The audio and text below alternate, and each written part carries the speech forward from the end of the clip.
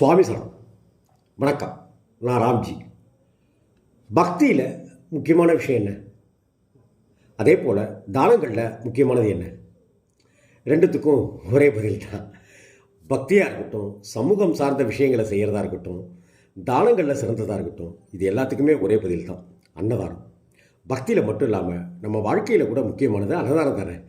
ஒருத்தருக்கு உணவை வழங்குறதுல பக்தி இருந்தால் என்ன, பக்தி இல்லாமல் தான் போனால் என்ன? இங்கே ஆஸ்திக நாஸ்திகத்துக்கெல்லாம் இங்கே வேலையே கிடையாது. ஏன்னா அப்பேற்பட்ட ஒரு தானம் தான் அன்னதானம்ங்கிறது. புண்ணியமாவது பாவமாவதுன்னு எடுத்துக்கிற நாத்திகவாதிகள் கூட அன்னதானம் செய்கிறத வழக்கமாக வச்சுருக்காங்க. உணவு வழங்குற விஷயத்த பண்ணிட்டு தான் இருக்காங்க.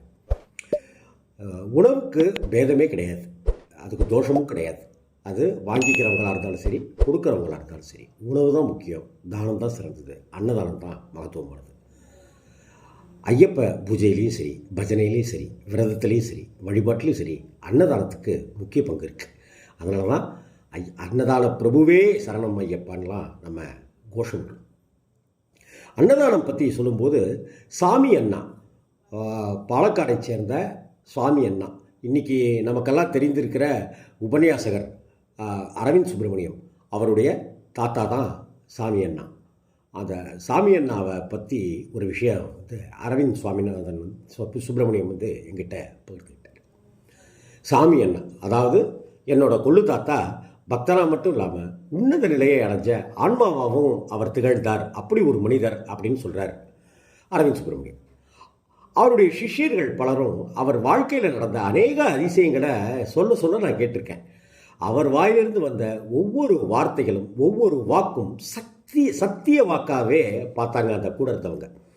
எது நிகழுமோ அதைத்தான் சொன்னார் சாமி அண்ணான்னு சொல்கிறவங்கன்னா நிறைய பேரை நான் பார்த்துருக்கேன். எதை சொன்னாலும் அதை ஐயப்ப சுவாமி நிறைவேற்றி கொடுத்தாருன்னு சொல்லுவார். அவர் நினைச்சத ஐயப்பனுக்கும் ஐயப்பக்தருக்கும் செஞ்சு கொடுத்தாரு அப்படின்னு சொல்கிறார் ஒரு உபன்யாசகர் அரவிந்த் சுப்பிரமணியம். ஒரு முறை என்ன நடந்துச்சு தெரியுமா? சபரிமலையில் உற்சவம். அன்னதானத்தில் மிகுந்த ஆர்வம் கொண்ட சாமி அண்ணா பல்லாயிரக்கணக்கான பக்தர்களுக்கு அன்னதானம் செய்து முடித்தார். அன்னைக்கு வழக்கத்தை விட கூடுதலான பக்தர்கள் வந்துட்டாங்க. அதிக கூட்டம் வந்துருச்சு. உற்சவம் அமர்க்களமாக நடந்து முடிஞ்சுது. நடை அடைக்கிற நேரம் நெருங்கிருச்சு. பக்தர்களும் பம்பைக்கு கொஞ்சம் கொஞ்சமாக திரும்ப தொடங்கிட்டாங்க. சபரிமலையே கிட்டத்தட்ட காலியாயிடுச்சே அப்படின்னு தான் சொல்லணும். அந்த இரவு நேரத்தில் சாமி அண்ணாவோட சிஷ்யர்கள் மலையிலிருந்து கிளம்ப வேண்டிய கடைசி குழுவாக இருந்தாங்க. அவர்களை தங்கள் பொருட்களை எடுத்துக்கிட்டு அவங்களும் ஒரு கட்டத்தில் கிளம்ப ஆரம்பிச்சிட்டாங்க. திடீர்னு 10 நிமிஷம் அப்படியே கண்மூடி நின்ன சாமி அண்ணா டக்குன்னு தன் சிஷ்யன் ஒருத்தரை கூப்பிட்டார். நீ மட்டும் கேரு, ஒரு 40 பேருக்கு உடனடியாக ஆகாரம் தயார் பண்ணு அப்படின்னு சொல்லிட்டார். பதிலுக்கெல்லாம் காத்திருக்கல. செய்யணுமா, இப்போ வா, மணி ஆயிடுச்சே அப்படின்னு எந்த பதிலுக்கும் அவர் காத்திருக்காம விறுவிறுன்னு பம்பையை நோக்கி இறங்க ஆரம்பிச்சிட்டார். அவர் யார்? சாமி அண்ணா. சிஷ்யருக்கு ஒன்றுமே புரியல. அன்னதானத்துக்கு கொண்டு வந்த பொருள் எல்லாமே காலி ஆயிடுச்சு. என்னத்தை சமைக்கிறது, எப்படி சமைக்கிறது? சரி, இங்கே இப்போ பக்தர்கள் யாராவது இருந்தால் தானே அவங்களுக்கு சமைக்க முடியும், சமைச்சு பரிமாற முடியும். சமைக்கிறதுக்கு பொருளும் கிடையாது. அப்படியே எப்படியோ பொருட்களெல்லாம் எடுத்துகிட்டு வந்து கொண்டு வந்து சேர்த்து சமைச்சாலும் சாப்பிட்றதுக்கு பக்தர்கள் கிடையாது. என்னடா இது பெரிய குழப்பமாக இருக்குது. ஆனால் இதையெல்லாம் சாமி அண்ணாட்ட எப்படி கேட்குறது? 4 திட்டு நறுக்குன்னு திட்டிடுவார். 2 முறை கண்களால் முறைச்சி பார்ப்பார். அந்த சிஷ்யரும் இங்கேயும் அங்கேயுமா மலையை சுற்றி வந்தார். அதென்ன நம்ம ஊரா இல்லை நம்ம தெருவா? யார்கிட்டையாவது எதைன்னு கேட்டு வாங்கி எதையாவது எடுத்து நறுக்கி டக்கு சட்டு புட்டுன்னு சமைச்சு இறக்கி வைக்கிறதுக்கு மலையில் என்னத்தான் இருக்குது பொருட்கள்? நட சத்தியாச்சு. ஆனால் சாமி என்ன சொல்லிட்டார்? எல்லாரும் அல்லாடி போனார். அந்த கூட இருந்த பக்தர், அந்த சிஷ்யர் கைப்பை செய்கிறார், தவிக்கிறார். ஒரு கட்டத்தில் உடல்லையும் சரி மனசுலையும் சரி அந்த மனுஷன் சோர்ந்து போய் உட்காந்துட்டார். அப்போது அங்கே அவர்கிட்ட பக்தர் ஒருத்தர் வந்தார். ஐயா, நாங்கள் அன்னதானத்துக்காக கொண்டு வந்த பொருட்கள்லாம் மிஞ்சிருச்சு, எல்லாரும் கிளம்பிட்டாங்க, நீங்கள் இதை சரியான முறையில் உபயோகிச்சுக்கங்க அப்படின்னு சொல்லி தங்கிட்ட இருந்த அந்த உணவு தயாரிப்பதற்கான பருப்பு அரிசி முதலான பொருட்களை எல்லாம் கொண்டு வந்து கொடுத்தார். அவ்வளவுதான். சாமி அண்ணாவுடைய சிஷ்யருக்கு பேச்சே வரல. கிட்டத்தட்ட மூர்ச்சி ஆகிட்டார். அப்படியே நாக்கில் அன்னத்தோடு அப்படியே ஒட்டிக்கிச்சு. நாக்கில் அசையவே இல்லை.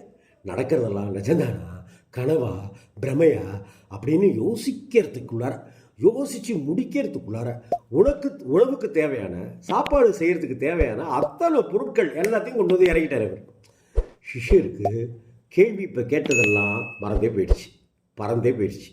கொஞ்சம் கூட தாமதிக்காமல் கடன்னு சமையலில் இறங்குறாரு, காய்கறிகளை நறுக்கிறாரு, அரிசியை ஊற போடுறாரு, வேக வைக்கிறாரு.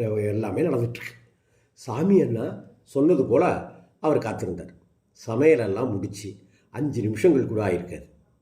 அப்போது ஆந்திராவிலிருந்து சில ஐயப்பன்மார்கள் தபன்னு சரண கோஷம் சொன்னபடி வந்துக்கிட்டே இருந்தாங்க மேலே. சபரிமலை நட அடைச்சிட்டதும் தெரியாமல் எங்கெங்கோ சுற்றி வழி தப்பி இப்போ தான் வந்து சேர்ந்தாங்க. யாருமே சாப்பிட்றதுக்கு எது வழி தவிர இவ்வளோ நேரம் கழித்து வாழைப்பழம் கூட கிடைக்காது, வாங்கிறதுக்கு கடையே இருக்காது.